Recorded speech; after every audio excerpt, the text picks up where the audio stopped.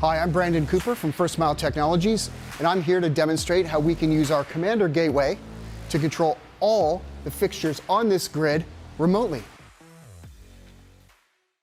We're here in the ARRI creative space to demonstrate bridge mode with our Commander Gateway.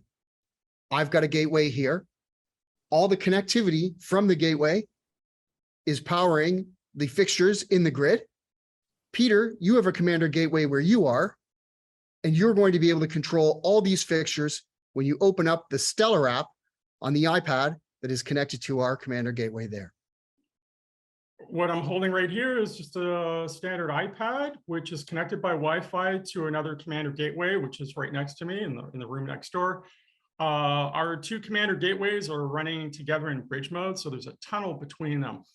What's really cool about what we have the ability to do here is that I can discover, using the Stellar app, those fixtures down there. So I'm going to demonstrate that right now, and I'm just going to put the iPad down where you can see it. And I'm going to open Stellar, and I'm going to create a project. Let's call it EEE. And we're going to create a set called TTT. And now it's going to discover, there we go. It's found 7 fixtures. And we'll just wait there. It's populating. And we have control of 5 of 7 fixtures because we are using the free version of Stellar here. So we will go, yes, done. Let's keep free fixtures. And there we go. I have control of an L7. Actually, what I'll do is I'll turn on multi-set, and I will turn on all of these fixtures together. And there we go. I'm turning the light up and down on 5 fixtures simultaneously.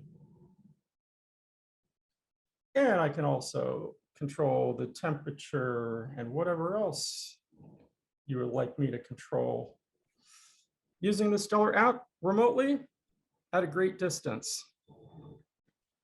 So in an ideal world, we should be able to control any device with a graphic user interface. The next thing we'll try after this is cameras. But as you can see, as long as you're running Stellar on a connected device between the 2 gateways, you can control them with no latency whatsoever and full control that's demonstrated within the app. Mm-hmm.